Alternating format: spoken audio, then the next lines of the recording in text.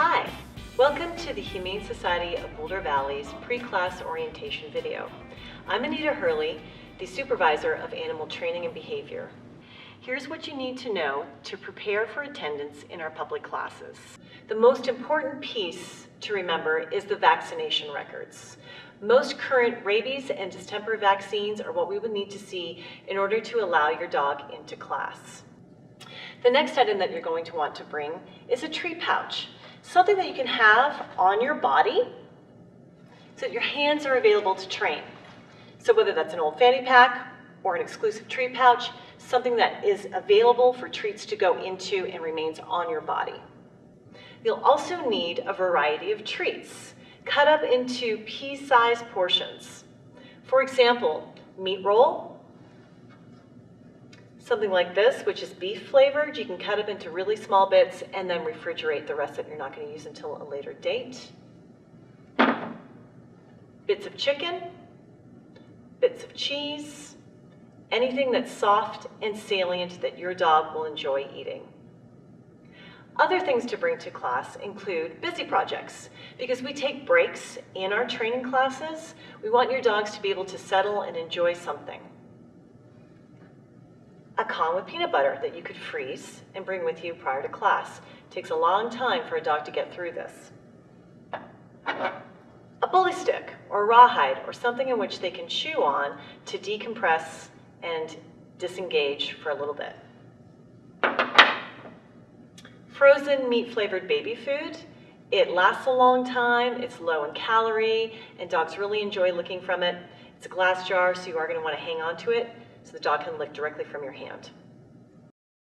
A regular buckle or clip collar, or even a safe martingale collar, a standard 5 or 6 foot leash, pre-fit harness that your dog is already used to wearing, choke chains, prong collars, and electric shock collars are prohibited in our classes.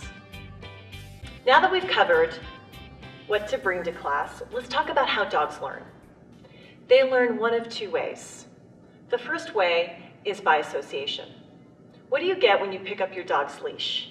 Your dog usually comes bounding over to you in anticipation for a walk. That's associative learning. The second way that dogs learn is by consequences, or what we call results of action. So for example, when a dog sits, they get a reward.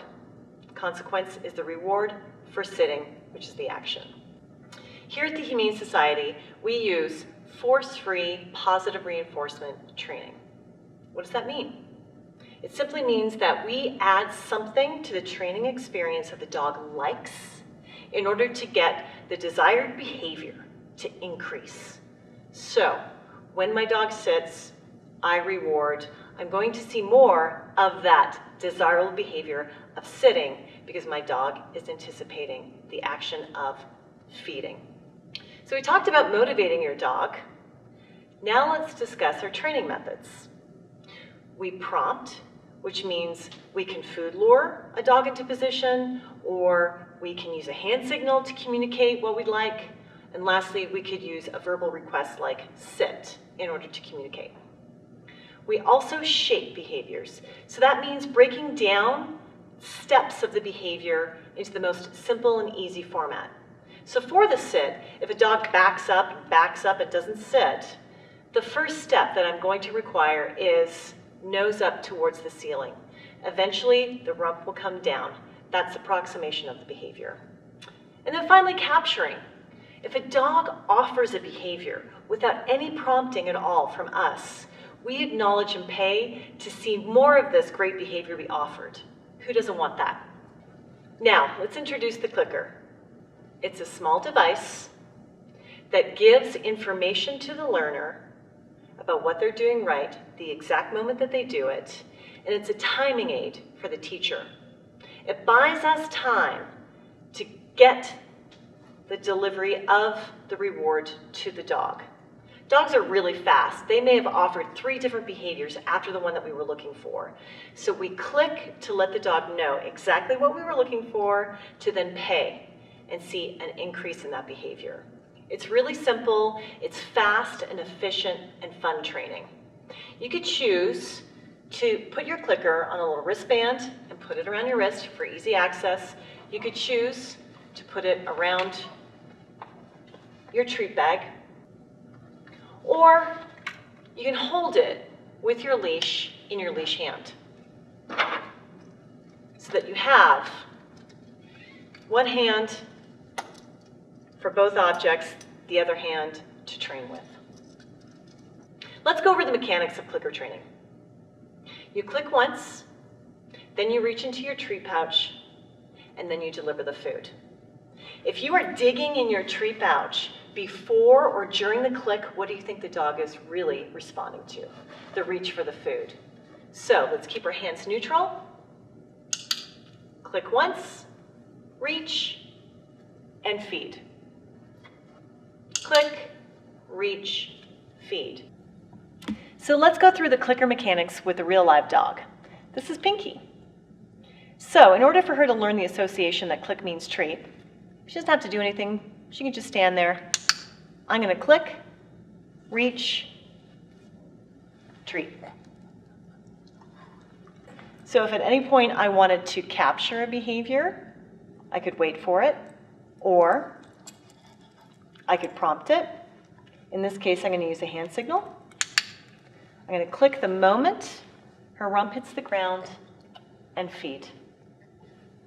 What we want to capitalize on is the dog's understanding that click means treat. This is the associative learning piece of the program, and they don't have to offer any behavior at all for the introductory phase. Click, treat. Be sure to randomize how often you're clicking and treating. We don't want you to click and treat every 3 seconds because the dog will be onto you that it's about every 3 seconds and not necessarily about the click. Click predicts reward. So you might want to introduce it first time 3 seconds, click, treat, then 5 seconds, click, treat, then 2 seconds, click, treat, on and on. So your dog really learns the association and the prediction of the two. Click equals treat. The class offerings that we have available to you include puppy socialization and play offerings, puppy-related topics, Grumpy Growlers classes for dog reactivity, such as dogs that are excited or upset at the presence of other dogs, basic manners classes and topic-related classes, sports, agility, and tricks classes, and a variety of other offerings. If you have any questions or concerns about complex behaviors, please contact us to schedule a private consultation at www.boulderhumane.org. Thanks for watching and see you in class.